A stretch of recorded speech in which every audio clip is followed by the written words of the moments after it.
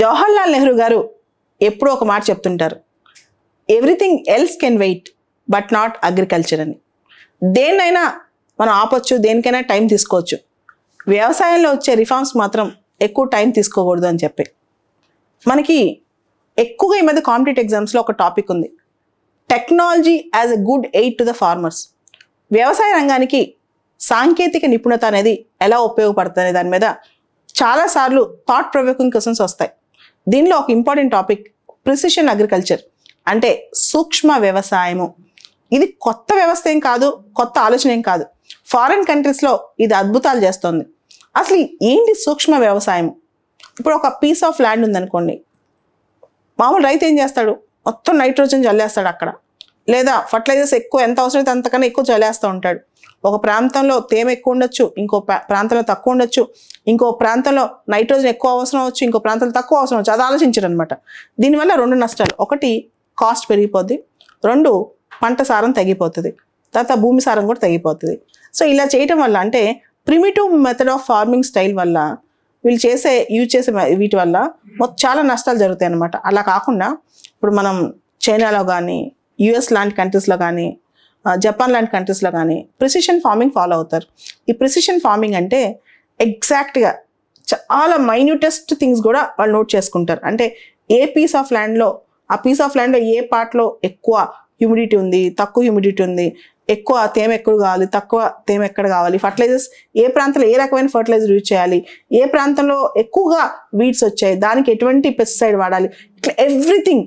దీనికి drone technology వాడతారు, computer simulated technology వాడతారు, ఆర్టిఫిషియల్ ఇంటెలిజెన్స్ వాడతారు, అవసరమైతే రోబోటిక్స్ వాడతారు. ఇట్లా చాలా ప్లానింగ్ చేస్తారు అనమాట. దీనివల్ల ఏమవుద్దంటే ఒకటి పీస్ ఆఫ్ ల్యాండ్లో మనం జాగ్రత్తగా పండిస్తే మనకి అవుట్పుట్ పెరుగుద్ది, కాస్ట్ తగ్గుద్ది. అదే ఇంకొక పీస్ ఆఫ్ ల్యాండ్లో ప్రిమిటివ్ మెథడ్స్ వాడితే చాలాసార్లు నష్టపోవచ్చు అనమాట. దీన్నే ప్రిసిషన్ ఫార్మింగ్, తెలుగులో సూక్ష్మ వ్యవసాయము అంటారనమాట. ఈ సూక్ష్మ వ్యవసాయం అనేది చాలా మోడర్న్ టెక్నాలజీస్తో ముడిపడి ఉంది. అయితే భారతదేశంలో ఇప్పటికీ చాలా రైతులు ట్రాక్టర్స్ లేకుండానే చేతులతోనే కాడి దున్నుతున్నారు. అటువంటి పరిస్థితిలో ప్రిసిషన్ ఫార్మింగ్ లాంటి టెక్నాలజీ వస్తుందా? ఖచ్చితంగా తేవచ్చు. ఎందుకంటే గ్రీన్ రెవల్యూషన్ ఒకప్పుడు భారతదేశంలో సాధ్యమో అనుకున్నారు, కానీ గ్రీన్ రెవల్యూషన్ ఎంత అద్భుతాలు తీసుకొచ్చింది. ఆ తర్వాత ఇప్పుడు మనం చూస్తే భారతదేశంలో అగ్రికల్చర్ రిఫార్మ్స్ అవసరమా అంటే ఖచ్చితంగా ఇలాంటి వాటిలో ప్రిసిషన్ అగ్రికల్చర్ అవసరమే. దీనిలో ఎలాంటి వాడొచ్చు ఈ ప్రిసిషన్ అగ్రికల్చర్ అంటే GPS, గ్లోబల్ పొజిషనింగ్ సిస్టమ్ వాడుకోవచ్చు, గ్రిడ్ శాంప్లింగ్ వాడుకోవచ్చు, వేరియబుల్ రేట్ టెక్నాలజీ వాడుకోవచ్చు, ఈల్డ్ మానిటర్స్ వాడుకోవచ్చు, రిమోట్ సెన్సర్స్ వాడుకోవచ్చు, ప్రాక్సిమేట్ సెన్సర్స్ వాడుకోవచ్చు, కంప్యూటర్ హార్డ్వేర్ సాఫ్ట్వేర్ వాడుకోవచ్చు. ఇలా ఇవి కాకుండా ఇంకా అప్గ్రేడెడ్ టెక్నాలజీ ఇంక్లూడింగ్ IoT కూడా వాడుకోవచ్చు. అయితే ప్రిసిషన్ ఫార్మింగ్ వల్ల బెనిఫిట్స్ ఏంటి, వచ్చే లాభం ఏంటంటే అగ్రికల్చర్ ప్రొడక్టివిటీ, ఉత్పాదకత అనేది పెరుగుద్ది అనమాట. మనకు తెలుసు భారతదేశంలో అగ్రికల్చర్ ప్రొడక్టివిటీ పెరగాలంటే ముందు కమతాల సైజు పెరగాలి. ల్యాండ్ హోల్డింగ్ సైజు ఇండియాలో చాలా చిన్న ల్యాండ్ హోల్డింగ్స్ ఉన్నాయన్నమాట. 86% of the Indian farmers are also small and marginal farmers. అలాంటప్పుడు ల్యాండ్ హోల్డింగ్ సైజ్ పెరగకుండా నువ్వు ఎంత ప్రిసిషన్ ఫార్మింగ్ తెచ్చినా అది వేస్ట్ అవుద్ది. But one of the advantage of precision farming is భూమి ఉత్పాదకత పెరుగుద్ది అనమాట. అండ్ కెమికల్స్ అప్లికేషన్ అనేది భూమి మీద అనవసరమైన కెమికల్స్ రాకుండా ఉంటాయి. సాయిల్ డిగ్రేడేషన్ తగ్గిపోద్ది, అంటే భూమి సారత అనేది పెరుగుద్ది అనమాట. వాటర్ రిసోర్సెస్ ఎఫిషియెంట్గా వాడగలం, అనవసరమైన చోట నీరు ఎక్కువ ఇంప్రూవ్ చేయకుండా. ఫార్మ్ ఇన్కమ్ పెరుగుద్ది. మనకు ఒక టార్గెట్ ఉంది కదా, doubling the farming income by 2022. ఆ ఇన్కమ్ పెంచవచ్చు, జాబ్స్ క్రియేట్ చేయొచ్చు. అండ్ ఈ మధ్య ఆర్యా అని ఒక స్కీమ్ తీసుకొచ్చారు గవర్నమెంట్. పాత స్కీమే బాగా ట్రెండింగ్ అవుతుంది అది. ఆర్యా అంటే attracting and retaining youth in agriculture. So ఇలాంటి అంటే యూత్ని కూడా అగ్రికల్చర్ తీసుకురావడం కూడా ఇంపార్టెంట్. కానీ దీనిలోనే ఛాలెంజెస్ ఏంటి ప్రిసిషన్ ఫార్మింగ్లో అంటే చాలా ఖర్చు అవుతుంది. దీనికి టెక్నాలజీ ముందు అడాప్ట్ అవ్వాలి, టెక్నికల్ ఎక్స్పర్టీస్ కావాలి, దీనికి సంబంధించిన పరిజ్ఞానం కావాలి. స్మాల్ ల్యాండ్ హోల్డింగ్స్కి కుదరదు. ఏదో నా దగ్గర ఎకరం భూమి ఉంది, ఎకరం భూమి ఉంది అంటే కాదు. ఇది 100 ఎకరాల సాగులో బాగా ఎక్కువ యూజ్ అవుతుంది.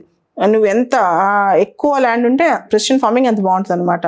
సో దీనివల్ల ఏమో ఈ టెక్నాలజీ వల్ల రేపు యాంటీ సోషల్ ఎలిమెంట్స్ చేతిలోకి ఇలాంటి టెక్నాలజీ వెళ్తుందేమో, ఇవి కూడా ఒకసారి ఆలోచించుకోవాలి. మొత్తానికి భారతదేశంలో వ్యవసాయ రంగంలో టెక్నాలజీ యూజ్కి కొత్తగా చాలా గవర్నమెంట్ చేస్తుంది. ఒకటి డిజిటల్ అగ్రికల్చర్ మిషన్ 2021 నుంచి 2025 వరకు. 2 crop yield prediction and using of artificial intelligence in crop ఈల్డ్స్. తర్వాత artificial intelligence sensors for smart farming, అంటే కృత్రిమ మేధస్తో స్మార్ట్ ఫార్మింగ్కి సెన్సార్స్, ఏఐ సెన్సార్స్ వాడటం అనమాట. తర్వాత డ్రోన్ టెక్నాలజీ వాడటం. Drones to monitor crop and soil health. Already మనకి సాయిల్ హెల్త్ కార్డ్ స్కీమ్ ఉంది, డ్రోన్స్ కూడా తీసుకురావడం. సో ఓవర్ నైట్ మనం ఈ టెక్నాలజీస్ అన్ని, ప్రిసిషన్ ఫార్మింగ్ టెక్నాలజీస్ అన్ని కూడా వ్యవసాయంలో తీసుకురాలేం, కానీ స్లోగా మనం కొంత మార్పు తీసుకోవచ్చు. భారత వ్యవసాయ రంగంలో టెక్నాలజీ అనేది, ముఖ్యంగా సూక్ష్మ వ్యవసాయం, ప్రిసిషన్ ఫార్మింగ్ అనేది అత్యవసరం ఇప్పుడు మన వ్యవసాయ రంగానికి.